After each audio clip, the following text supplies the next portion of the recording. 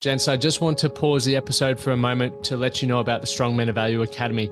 You will have heard me refer to it a number of times, and I want to bring more attention to it. So this isn't just a program, it's a life-changing environment and community of men who are focused on personal and professional growth. We're looking at areas of relationships, wealth, and health, things to help you thrive and maximize your life.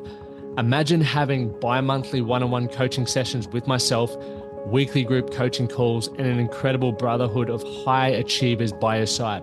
Now, we're diving into resilience, leadership, and holistic growth to not just succeed in your career, but to thrive in your health and your relationships. Your journey to greatness, it starts here. So join the movement and you can apply for the Strong Men of Value Academy. You can head to themanthatcanproject.com to find out more. The Man That Can Project podcast, a podcast empowering career-driven men to live more fulfilling lives. We are here to challenge your beliefs, redefine success, and talk about the important stuff in a relatable way. Don't forget to subscribe and leave a review. My name's Lachlan Stuart. Let's get into it. The topics we'll be talking about keep a lot of men awake at night, and that's relationships. One of the biggest reasons why men unfortunately take their life by suicide is relationship breakdowns and not understanding how to navigate emotions and what can deliver a healthy relationship. So today we've got Australia's #1 relationship expert, because I believe if we can learn the ins and outs and then put our, walk the talk, we can do our best to have the most successful relationships going. And we want to have those relationships that stand the test of time. So Dr. Love, thank you so much for joining us today. Thanks, Lachlan. Thanks for having me. It's even, we were just talking off air. You've just got out of hospital. Yeah. Thank you so much for when you were telling me all the stuff that was going on. I was like, do you want to reschedule? Because there's a whole heap of stuff going on. So thank you for giving your time. Yeah. You said, obviously, you live and breathe this. So it's even more of a privilege to have you on. Thanks for having me. Seriously, relationships. And I think this is my little contribution. It's been my little baby around you don't realize the impact the relationships have on so many people. I think we just totally become complacent around the relationships that we have in our lives until they break down and we realize how much they actually impact us. It's crazy. Why do you think we are so oblivious, I guess, to the weight that a relationship can hold? It's exactly that. We become very comfortable and we almost take it for granted, like it's always going to be there, like it's just, a piece of furniture that's sitting there and you just expect it to be there every single time you come home, and it doesn't need anything done to it. The chair's going to be there in the dining room the minute you get home, or when you leave, and you can lock up, and that's sort of what we think about our relationships. Unfortunately, what happens is that we get to a point in those relationships where the chair no longer standing, and it needs some like polishing or some looking after. And it's not until, something starts to break down, we go, shit, like what have I done or what haven't I done for it to be at this stage? It's one of the biggest reasons why men reach out to me is they'll come and they'll go, man, my relationship's done. I've tried everything to get it back. I'm like, well, it's not just now that the issue became a real issue. It's been the weeks, months, years in the lead up where you've neglected certain things, you haven't communicated well, all of those sorts of things. What would be some warning signs for the average person to look out for? There's a couple of things. I think what you were saying is quite evident in some of the people that I see. So what happens is we'll go with a scenario that's very monogamous, male-female relationship. We'll just use that as an example for, the episode. I'll get a woman that comes and says to me, I've been telling him for the last 5 years there's an issue. And the man hasn't been listening. He's not hearing me. He's not listening. He thinks I'm being a nagger. He thinks that I'm over exaggerating. Unfortunately, she's had to get to the point over 5 years to exaggerate how she was feeling 5 years prior, because when she was trying to communicate, there was no active listening. There was a communication breakdown. And so I often see is that in relationships, and I know we hear it all the time, but communication, like it is never ending, and you never, ever, ever stop learning how to communicate.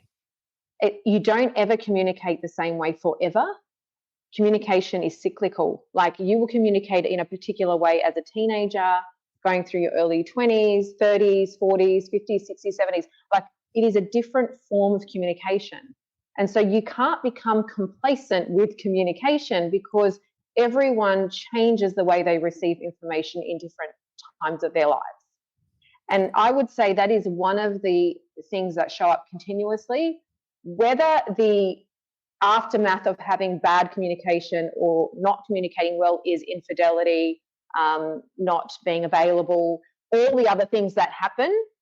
Communication, if it was there and you were listening and you were showing up for each other, some of the other stuff wouldn't happen. How do we work out how to effectively communicate to our partner, or even understand the way that we would prefer to be communicated, and especially in those different phases of life? Because one of the big challenges I personally went through was I wasn't able to articulate how I felt for a very long time. And I saw that built up resentment. I also got frustrated, and I would almost snap because I couldn't just say how I wanted to, or what I wanted, or what I needed, or what I desired. Yeah. And I find that, and I think we've had a quite a brief conversation around that whole alpha male, that type of man that is quite masculine, wants to have a female or a partner in their life, but can't articulate how they're feeling. Like, they have all of these emotions. How do I translate this feeling in my body that sits in my physiology to words? Like, it doesn't, and when you put it in words, it's not supposed to sound that way. Yes. Yeah.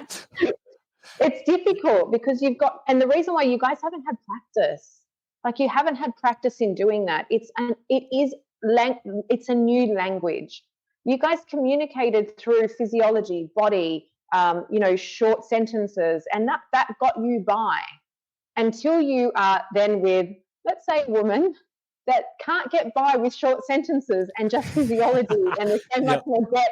And they want to know why all the time, and they want to know the reasons and tell me more. They're curious. They want to know why you're thinking like that, why you're feeling like that, because that's how internally they're wondering why they feel like that as well. So they want to know why, and you don't know why you feel like that. You go, I don't know. Like, I don't know why I feel like this. I just do. That's, it's not enough. So what happens is that with communication, it's practice. But a man can't show up and communicate and practice communication if the woman doesn't allow him. And this is where the breakdown also happens. Okay, so we're very quick to say men don't communicate. We also need to stand up and say, do women give them space to communicate and make the mistake in their communication and have them practice to be better at it? That is a huge point. Huge point. I'm glad you brought that up. Absolutely. Yeah. Because I know, I hear it all the time, men aren't good communicators. That's bullshit. That's not true. Men haven't been given the opportunity to communicate in most instances. So when you are showing up for a man as a woman, and when a man is showing up for a woman as a man, and they create space, that partner that they're with is not going to be perfect in how they show up. But let them come imperfectly to you. Let them come imperfect in their type of communication and help them. Help them. They need to satisfy you in a form of communication style, help them get there, because it's not in their nature. And I think that is mainly the key to having longevity in your relationships. Like, are you showing up for each other? Are you helping each other to fill each other's needs? It's not, this is your job and you must show up and be able to do it perfectly, because that's ridiculous. Do you feel that the influence of like these movies, just straight away The Notebook comes to mind because it's like the OG of love movies, where you see these romantic movies where they're super passionate, they fight, but they just never really show how they fix the problem. It's just like you kiss, make up, and that's it. But you never see in movies where it's like, hey, let's work out how to communicate what you want and help you share how you're feeling right now. Yeah. And let's bounce off each other with that. Yeah, we've grown up, with a Cinderella story. We've grown up, Disney's run the narrative for how many years? We grew up in Disney, and it was just, there's still an element of, it's really nice to have a sense of masculinity and femininity in a relationship. And I know gender roles are quite stereotypical, but there is also some type of nature nurture, some type of physiology that happens in a relationship that, we come to a relationship equally, but we also come equally in our own right. There's a lot of things that you as a man can do that I don't want to do, or women can do and men can't do, but it doesn't mean we're not equal. It means we distribute equally in different ways. And I think we've been unfair to men in relationships because they've also had to catch up on how relationships shift. If we look at how our parents did relationships, you know, the guy worked and he came home and the house was looked after. It's quite traditional, pretty easy because everyone knew their roles. There was no one was confused. Yeah. No one knew what they could and couldn't do. It was pretty easy. And so what we've found is that since those times till now, this is where we've seen the divorce rates just go crazy because no one really knows their place in a relationship unless they talk about it. And this is why we need to talk about our relationship because, you know, you and your partner will have a relationship, Lachlan, and it will look totally different to mine. But as long as they're your relationship rules and it suits you, that's okay. Whereas 50, 60 years ago, most relationships look the same. Yep. I still feel there is that societal pressure to have your relationship a certain way, and people look in or make past comment. It's like, why on earth is that happening? And it's like, and I cop it a lot.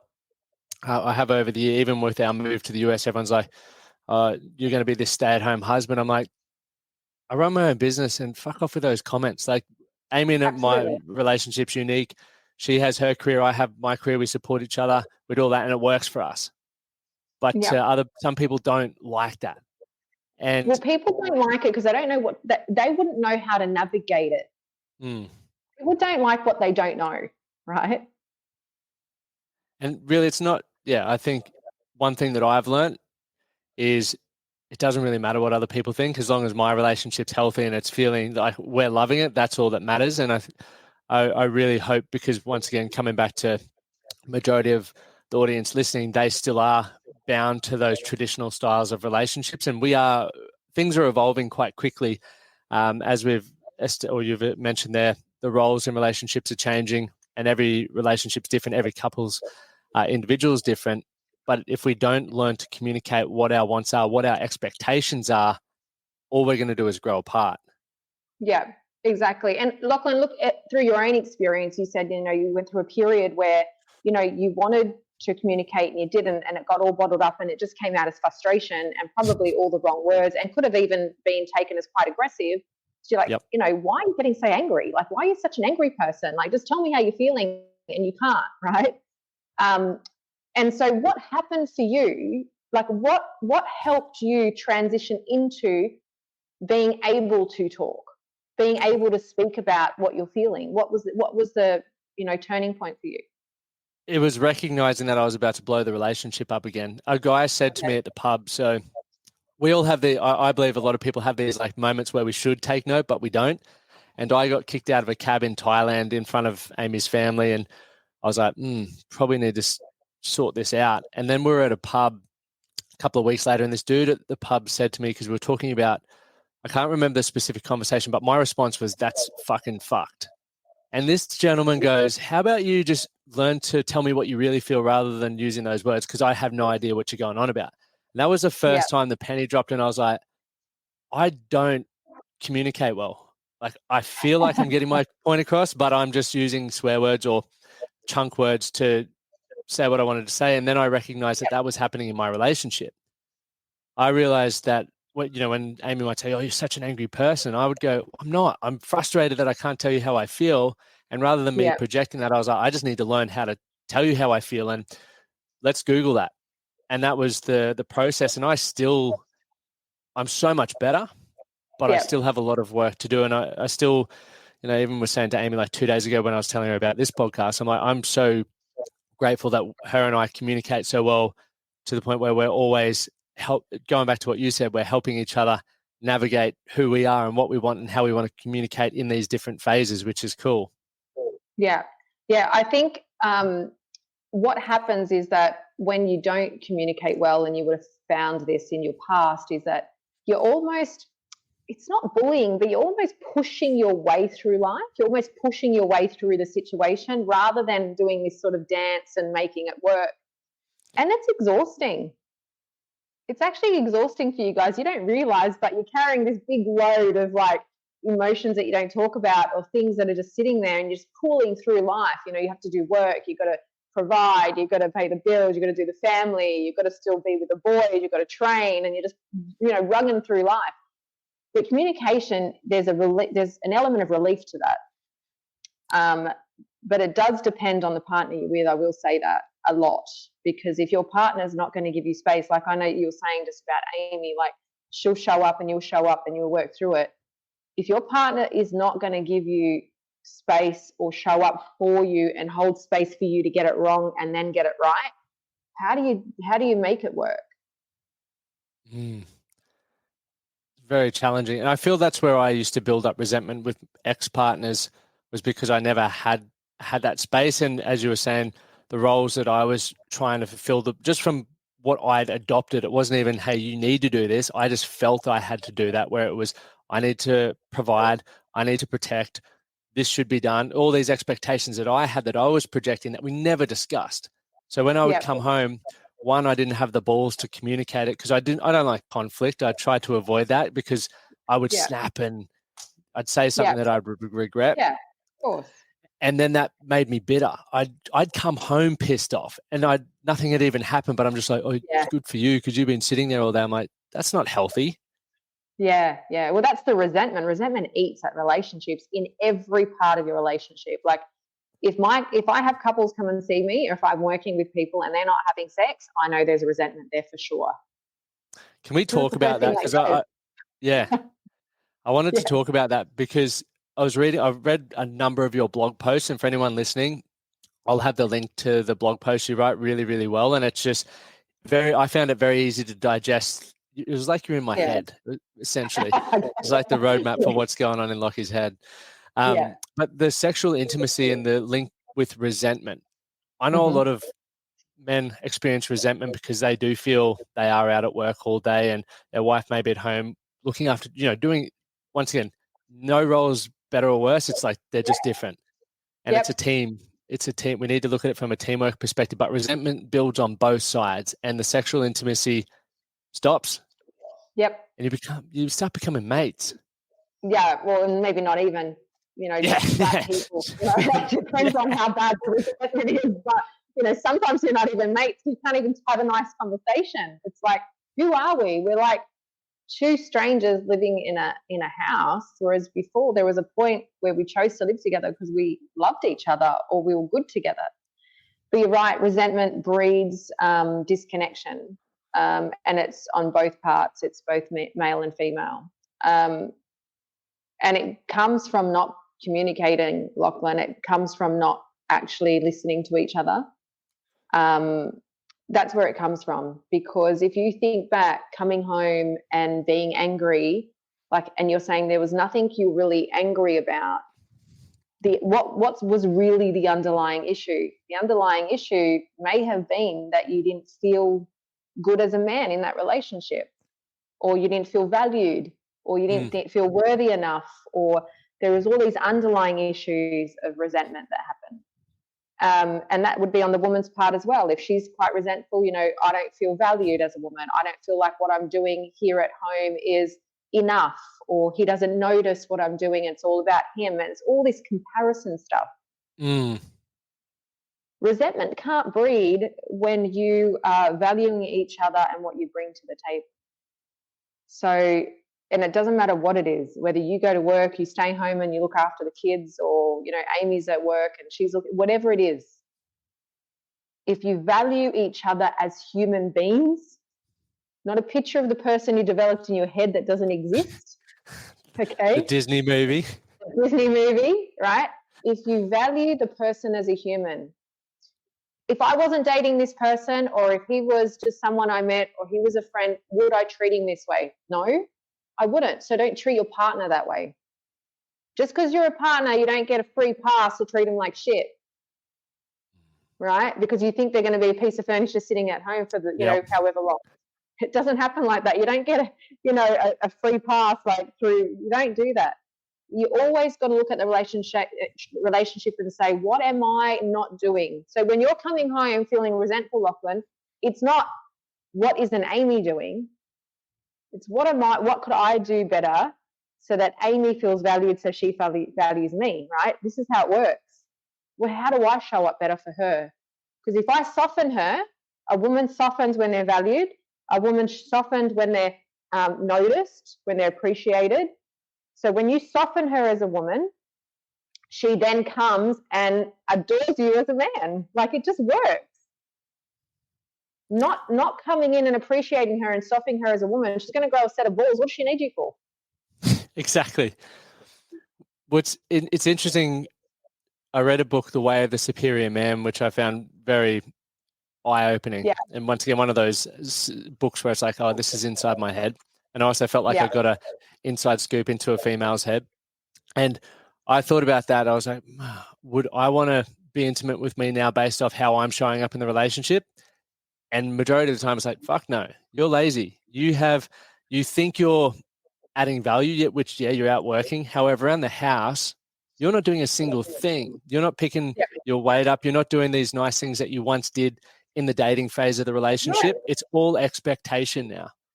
Yeah. And that was a big kick up the ass for me. And then it also then allowed me to start asking, what are those next questions? What would allow me to, for example, make Amy feel valued or make her feel secure, or the things that she desires? And in the beginning, it was like, fuck, this is more work.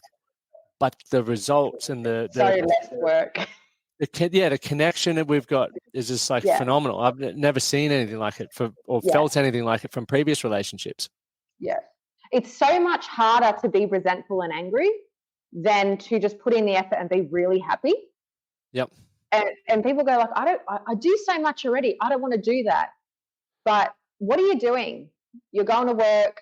You're exhausted about the conversations you're having in your head because you're actually not physically doing anything because you're not having the conversations with her. So I don't know where you're exhausted. And if you just gave that little bit that you needed to your partner, you might find that little bit is going to get you this much, right? It's not much. But people don't want to go the extra 2 miles.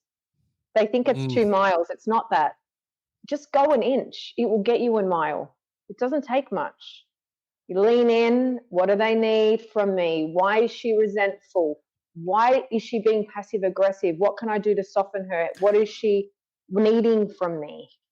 What would be a way to find that out? Because I've found myself in situations before where I'm like, what can I do to help? Or do you need anything? Or what's up? And the feedback's like, no, I'm good. It's okay. And I'm like, okay. Or even the classic joke is like, what do you want for your birthday? No, I'm fine. And you don't get anything. And then it's like, you fucked up. How do we... Guys, you never ask your girl what she wants for her birthday. Just go get us something. She's always going to say, oh, I think I'm fine. It's bullshit. We always want something. Let's be honest here. Yeah. Okay. So you've got to work out, okay, why don't you go find out what each other's love languages are first? Okay. That's going to be really important. So if her love language is acts of service and your love language is physical touch, and you're not doing anything around the house that is acts of service, so you're not putting the bins out, or you're not, when you think of acts of service, it's like, what are you doing to make her life easier? Have you picked up the mail? Did you take the bins out? Did you get the kids? Did you do something around the house? Did you run an errand for work? Whatever. Did you do something that made her life easier? Do a few of those things. If that's her acts of service, she's going to soften. She's going to feel like you're loving her without even telling her, right? But what happens if you have a love language that is, physical touch, and you need physical touch and sexual connection to feel loved? You're not going to get any of that because you're not doing acts of services. She's going to go, he doesn't love me, he's getting nothing. And so this thing happens of, they hold out on sex, and the guys are like, she doesn't want to have sex. I'm going to having sex here because she doesn't feel loved because you didn't take the bins out. But it's only the bins. But that's to you. It's only the bins. To her, it's a whole love language, right? So the easiest way for a bloke to work this out is just figure out what your love languages are, because it's in black and white. It's going to tell you what to do. Don't make it hard. And it's generally the way that they give love. Like, I noticed for a long time, Amy would always bring me gifts, and I'm like, I don't care for gifts. Yeah. And then like 4 years in, I'm like, she wants gifts. Right, because she's loving you how she wants to be loved. Yep. Right? I recognize So that late.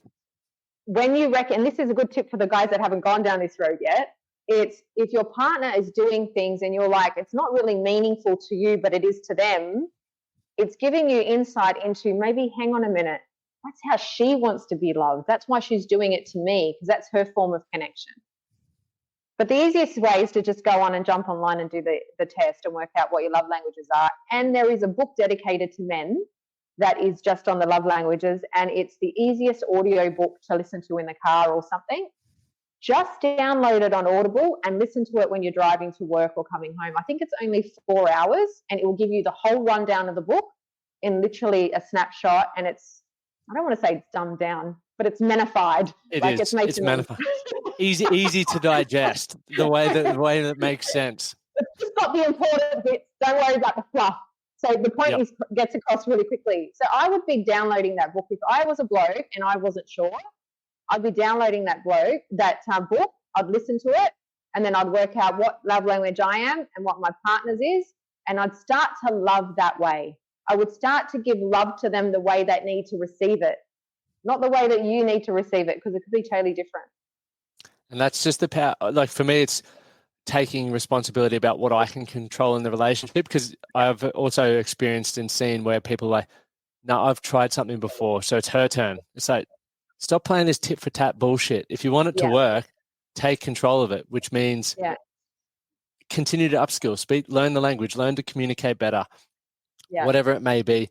What are your thoughts around like the nice guy thing? So obviously we've spoken a lot about our relationships and communication and really trying to get men to open up and connect better. Then we've got the flip side of that, where it's almost like being too dependent and being that nice guy where it's like they'll do everything. They're like a little puppy that's like, yes.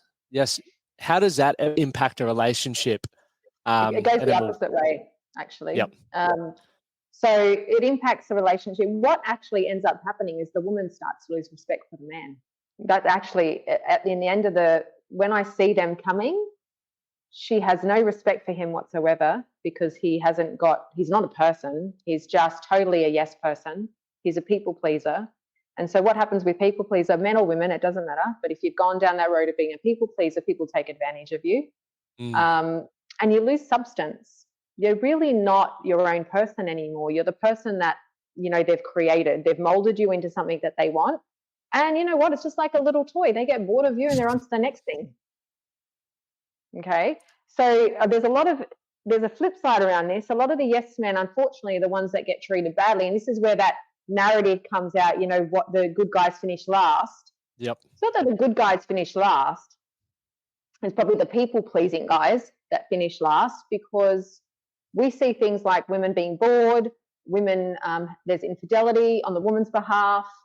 They end up being married to their business or their work or their career. There's a lack of respect. There's a power dynamic issue. So, we hear a lot of those words usually when it's around the man, right? There's a man, there's infidelity, there's a power dynamic. But on the flip side, it's the same thing. You have a man show up that isn't true to his masculinity, and he finds himself with a woman that's quite strong. She's carrying the balls in that relationship, and that relationship does not last. It does not last, and he becomes a shell of a person. So it's really one thing I struggle with, or I feel is also something. Big jets are going over the house or something at the moment. Wow. But something that is challenging in society at the moment, there's a big push on men being controlling and dominating and all of that sort of stuff. So I found myself in situations, and I'm very aware of it. I'm like, what the fuck am I doing? Where I'll be even just walking down the street and a lady's 10 meters in front. I'll cross the road sometimes because I don't want to feel like I'm like scaring her or anything like that. Wow. And even in the relationship, it's crazy. Yeah. And then the same thing in relationships. In the beginning of the relationship with Amy and myself, before we'd worked through a lot of stuff, I found myself just being like, yep, I'll support whatever you want to do, rather than sort of enforcing some boundaries around expectations that I had, because I didn't want to be a controlling bloke. I didn't want to be that guy that where she go to her friend and say, no, Lockie doesn't let me do this. It's like, I don't care what you do, but so how do we find the line there? Yeah. You know, when someone's into you, Lockie, and they respect you, the boundaries are no problem. They're not an issue.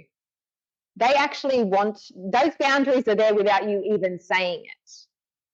I've seen a lot of things come up online of late of men dating women that are Instagram models and are out on social media, and they're quite, you know, they're beautiful looking, and they're doing posts, and they're in bikinis and G-strings, and they've got fans only or OnlyFans pages and stuff like that, which is fine. Yeah.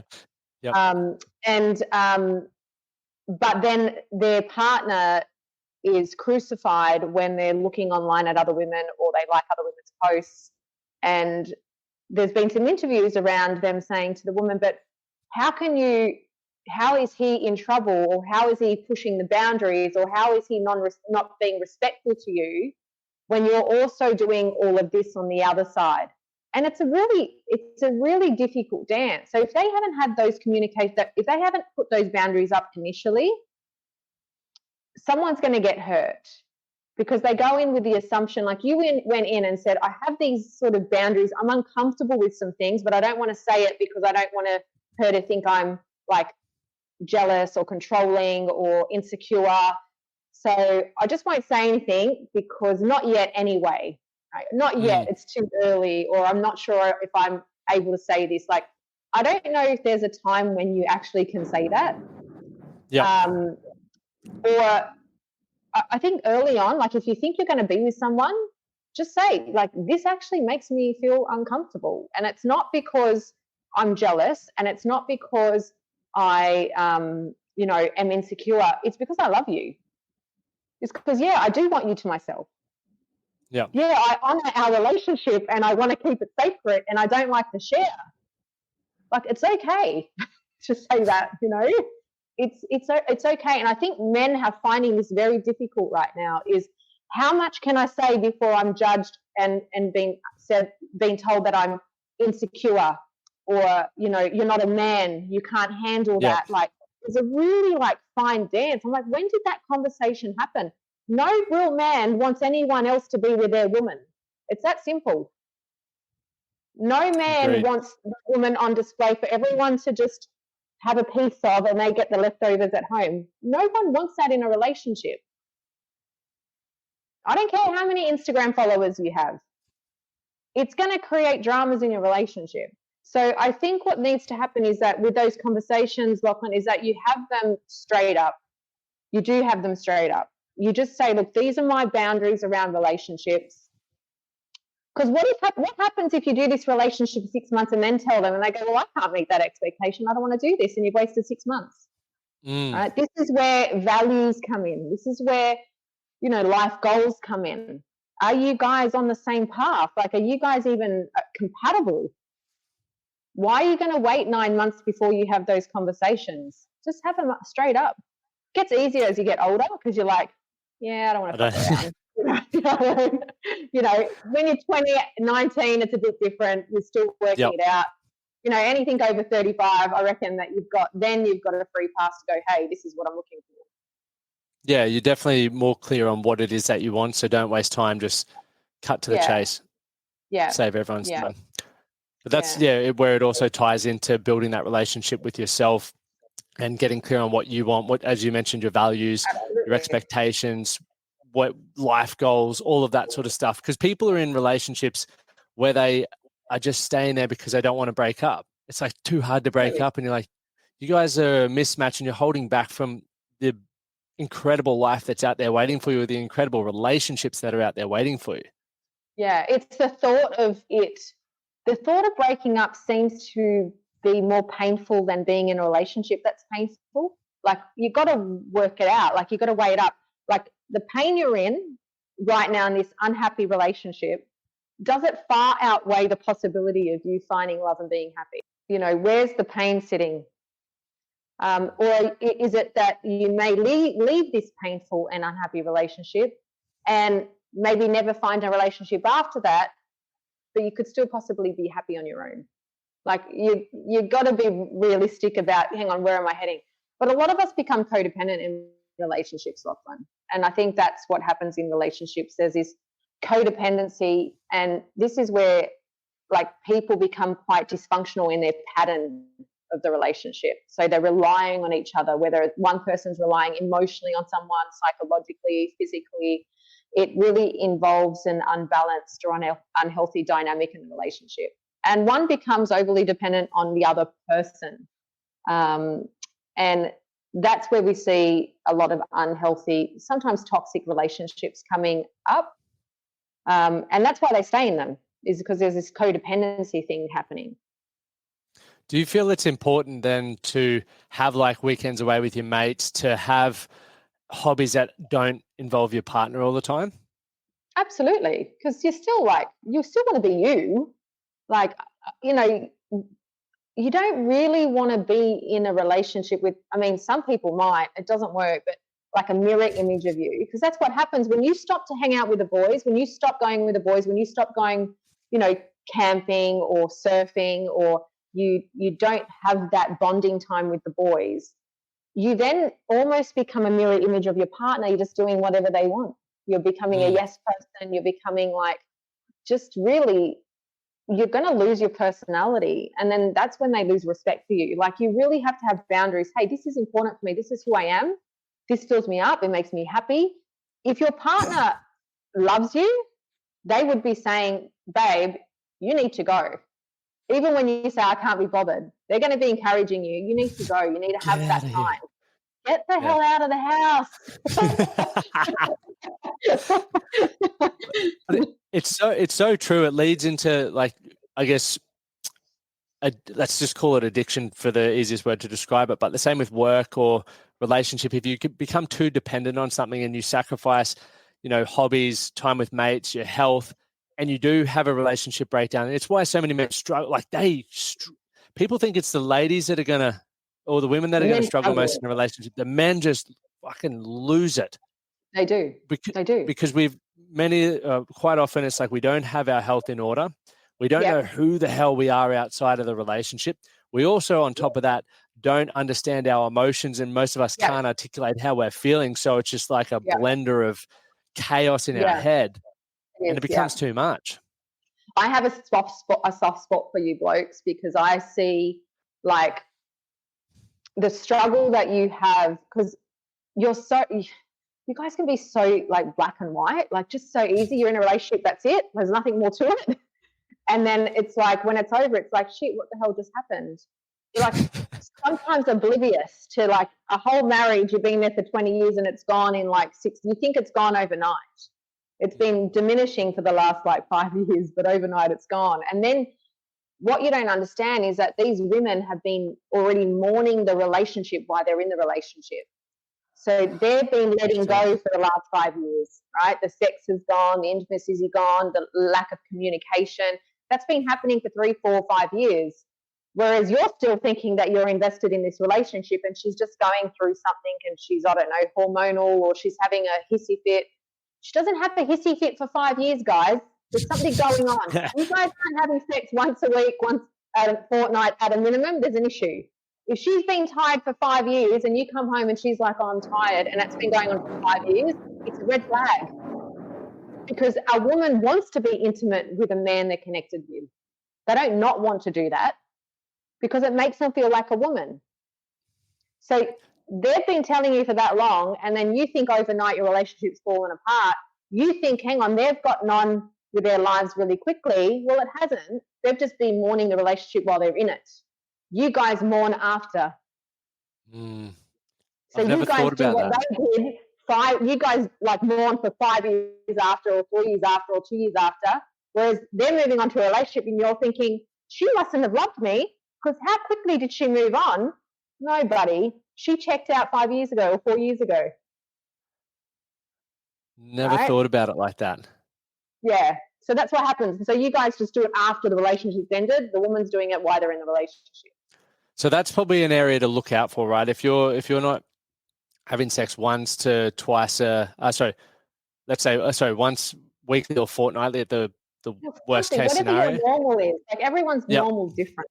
Some Yep. is once a day and then it goes to once a Yep. week and they're like, hang on a minute, we were having What sex the once hell? a day for like the last 7 years and all of a sudden it's dropped to once a week if I'm lucky. There's Yep. something going on. Yeah. And that's when you sort of go back and go, how is she feeling valued? Is she feeling secure? All whatever those things are in the love language stuff. So you'd sort of go back to that position to start. Well, what about, so as a man, you reflect, go, hang on a minute. What's going on? What might be going on for her? Not why is she treating me like this? Not why is she being a bitch and holding out? Not that.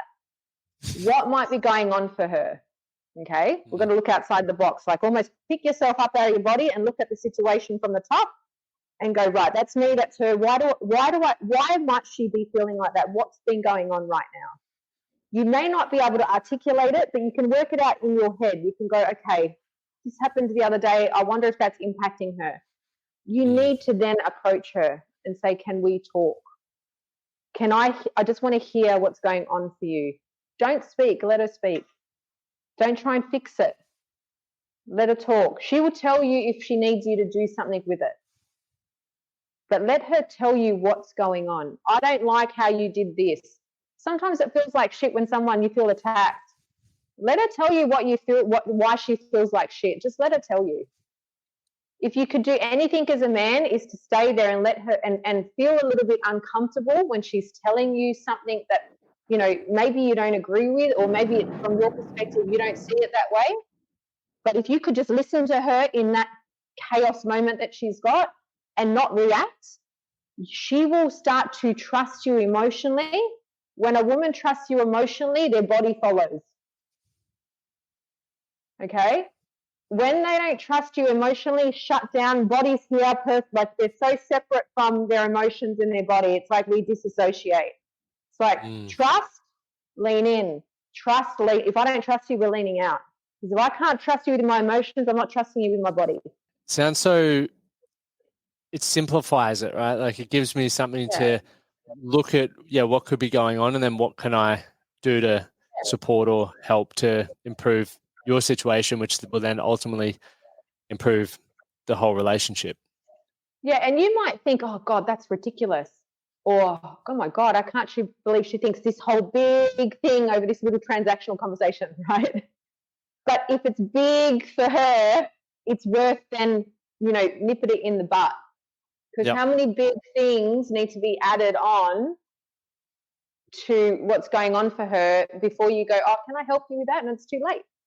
She doesn't even know why she's upset anymore. There's so many big things that have happened that hasn't been rectified.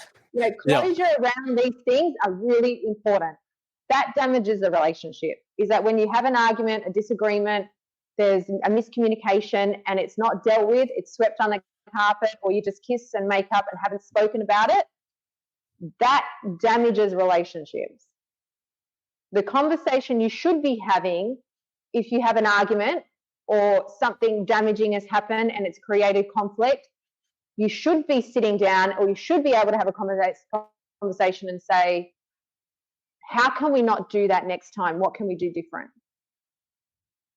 I don't like how we were together right then. I don't like how I showed up. I was angry, aggressive. I never want to treat you like that. I don't like seeing you upset. What could we do different that we never have to do this again, so we can learn from this, because I don't like how this felt? It's teamwork. Like the language that you're using, not I, it's we. It's like we're in this together. Absolutely, because I need you to help me work out what I can do different. How can I show up for you? Because if I'm going to guess, I'm going to get it wrong every single time. That's how it feels. Right? That's how it feels for a bloke. Oh, I did that, but it was wrong. Or I said that wrong. Or like, just tell me how I need to show up so this never has to happen again, because I don't like how I felt. I don't like how we were disconnected. I don't like how we didn't cuddle last night. I don't like how we spoke to each other. I don't like how I saw you upset. How can we never do this again? And just every single time, what do we do different? How do we avoid this? How do we get better at this? It's not that you're never going to fight. You're going to fight. You're going to argue. You're going to disagree. How do you do it better next time? And it's not about getting the win, because if you're trying to get the win, it's like both of you lose because you're now hated even more. And I think, and that's a conversation that happens all the time. Is it worth losing a relationship just because you want to be right? And some people get so staunched and so stuck in, but I'm right. But I didn't do anything wrong. But I said that from the beginning. I've always been right. He's not right. Okay, he's not right. It's fine. Maybe he's not right. But that's all he had access to. They're the resources he had at that moment. What are you going to do? You're either going to crucify him for the rest of the relationship because he was wrong, or you're going to say, think about it as a child. They make a mistake. Do you crucify them, or you say, hang on a minute, don't do it that way? And I'm not saying that men are like children, but it's the learning cycle, right? You make a mistake, you learn from it. You guys are learning a new language. You're learning to be with a new person in a relationship. We both need to be soft about this, and we both need to show up and go, right, what is it that I need to do that's better so that we can do this better together? Because I want to stay with you. I want to be with you. I don't want to do this again. So you can be right and be angry, or just show up together and work it out. Yep. That's simple. It's simple. It's very easy to get lost in that and get so focused on what's in front of you rather than thinking big picture. And I think that's why it's important in all areas of life to think, we have these milestones or these moments in time. Yeah. But we also have a big picture, and what's the big picture and what's going to help us get there? Yeah. Yeah. Well, if you think about business, Lachlan, like how many mistakes do we make in business? I know for me, I've made so many mistakes. If I have to count how much money I've spent on the wrong mentors and training, and just, it's unbelievable. I own 5 houses by now, I reckon. But I've made a lot of mistakes in business, not just bricks and mortar business, but the entrepreneurial business as well, like trying to navigate that space. But I have to go, okay, that didn't work for me that time. What did I learn from it? Okay, what's my next step? I didn't just pack up and shut up and go, oh, well, I made a mistake, it's done. It's not that at all. So if guys liken relationships to business, right? If you're good at business and that's where you flourish, if you think about a relationship like your business, if you don't put time, effort, or investment in it, your business is going to go broke. It's that simple. And I talk about relationships, it's the business of relationships. If you don't put time, effort, or investment in it, it's going to go broke. It's going to go somewhere else probably. All right. So you've got to do the same thing you would do in your business with your relationship. Invest time. And when I say money, it's not funds. When I say investment, it's investment of time, investment of emotion, communication, like watering your garden, that type of investment. Also money, helps. Yeah, definitely. Let's be honest. Let's be honest. Time. If you had a business, you don't spend time on it. Like, who's going to run your business for you? No one runs it the same as you do. And if you run it well and you're not in it, you've got some really good structures that can be repeatable, that you've learned from mistakes and you've been able to implement them, that those things work, right? But it's taken control and error and mistakes for you to be able to develop those strategies. When you get better at relationships and with your partner, and you've learned and failed and learned and failed and learned and failed, then you know what strategies work and you just keep implementing them. Rinse, repeat, rinse, repeat. It's that simple. People make it so difficult. It's actually not that difficult. For people who would love to work with you or just find out more about what you do, read your blog post, which I'll have in the link in the bio, where are you most active and where can people reach out to you? Mainly on Instagram.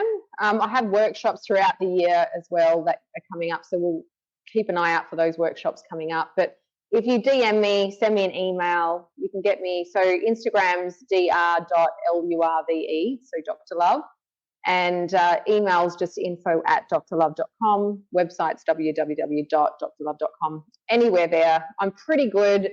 My team and myself usually make sure that I get to my emails or my DMs, and just reply back. As you can appreciate, relationships don't discriminate, so they run across the board everywhere around the world, and everyone wants to, everyone wants to be loved and loved, literally. Like, it doesn't matter where we're from.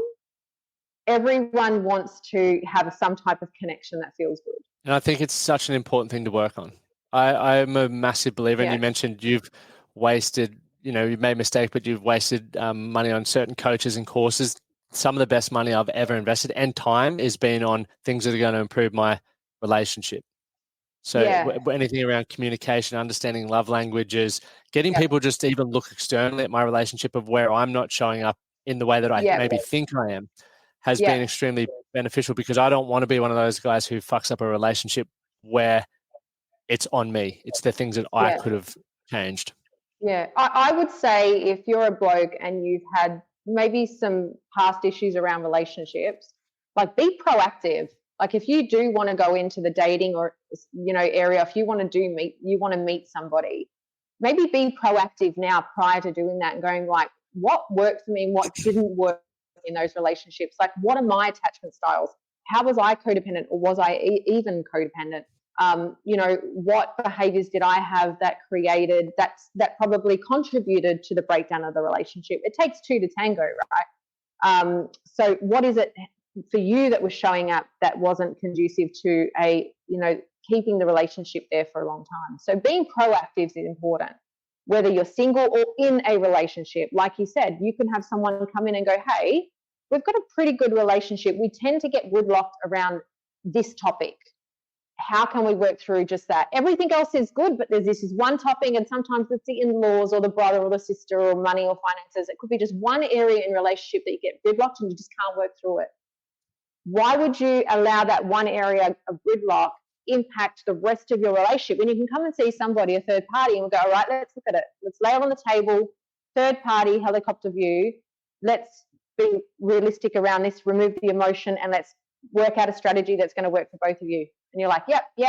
And then you go on, and then you're not gridlocked in that. What you can do is take the strategy that found you in gridlock that worked and use it in other areas of your relationship, and you don't get gridlocked anymore, right? There's a transference of skill. So you're learning these skills and you're forever implementing in your relationship. So I would say for the guys, like, just being proactive around this. I think you're becoming a lot more educated around how valuable relationships are to you as men. Whereas in our history and past, we've always spoken about that women need relationships, and they need when you are a man and you have a really good woman or whatever sexual orientation you are, partner on your side, like, it does wonders for you. You'll see the men that are flourishing in their relationships. They flourish in business, in fitness, in health, in parenting. It's just they're kicking goals because they come home and they're just so comfortable. They're at peace. They're content. Like, men aren't really difficult creatures. We're very, very simple. Really simple. And it's not hard to have you feel content and comfortable. And women also need to learn this too, because we struggle. I know there's a lot of women struggling right now working out how they need to show up in relationships, because they've got to be kick-ass boss ladies and they've got to be making money and they can't have a man control them. And, oh God, it's exhausting. But, I think we go back to traditional roles, and there's something in that. And I'm not saying they have a place right now. And I think that calls for another conversation for us, Lachlan, but it's around the traditional roles of a man and woman. What do they look like in 2023? And what out of that can we take and can we put in our relationships now that make it work? They worked before. Yeah. Very much so. And it's a conversation that, you're right, that does need to be, it should be happening more. But it's, once again, there's so much fear in having that conversation. There's a lot of conversations that should need to be happening, but it's controversial. There's fear. There's people taking stuff out of context. And it's like, well, debating is the only way we're going to get through this. And we're never going to, I guess, have everyone agree on a one, I guess, ideal relationship. But if you can start making sense of it, see different varying opinions, and take what you feel is going to work for you, it's going to be beneficial. Yeah. I think people need options. And I think it's going to be really important that when they, when you're going out and you're dating, or you're starting to date, or you've got a partner, is making sure you've got the same sort of values, like you really do think of life the same way. You don't want to be, you know, with somebody that's forever going to be a battle, and every day is like you've got to, you know, bang your own drum and try and get your point across, because, you know, it's exhausting. That's not what relationships are about. You guys want to bounce off each other, have conversations, debate, maybe not agree on everything, but respectfully debate. You know, that's what keeps the relationship alive. Yeah. So I think we could definitely have another conversation around how men and women are showing up in 2023, and some of those roles that, you know, are a little bit like, you know, do you open the door for a woman or do you not? Do you pull her chair out still, or are you going to get, you know, told off because she can pull her own chair out? Like, what's going on out there? It's daunting. It's fucking daunting. That's for sure. Pull the chair out, Lachlan. Pull the chair out. Open the door. I got roused on, this would have been 6 months ago, for opening a door for a lady. And I was like, fucking hell. Like, righto, don't worry about it. Yeah. And you're being a gentleman. Like, and look, and that's why it's really important that you pick the right person you're with, because someone that you do that with will appreciate you for doing that. You know, you opening the door makes her feel like a woman, and she's going to love you for that. And so that it's really important to be with a woman that can receive that type of attention and love rather than shut you down.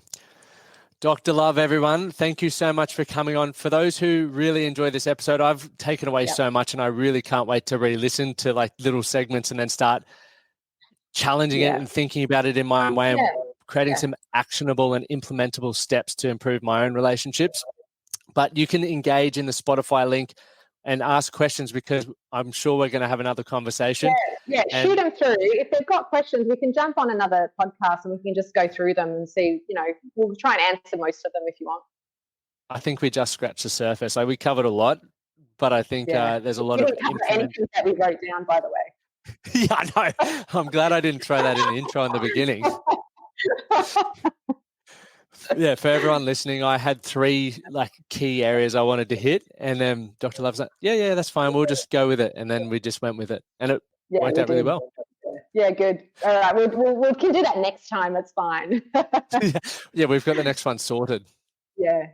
All right. Well, thanks for having me, Lockie. If you got any questions, any of the audience need to reach out, no problem. Just do that. DM's good. Thanks so much for your time. And for everyone listening, in the show notes, you've got all the links, so you can just click in one click, and then you'll be able to check out Instagrams, websites, all of the fun stuff where the information is. Thank you guys for tuning in. Thank you for listening to the Man That Can Project podcast. My name is Lachlan Stuart, and I hope you enjoyed this episode and found it helpful. If you did, please take a moment to rate and review the Man That Can Project on your favorite podcast platform. And don't forget to subscribe to stay up to date with our newest episodes. We'll see you again next time.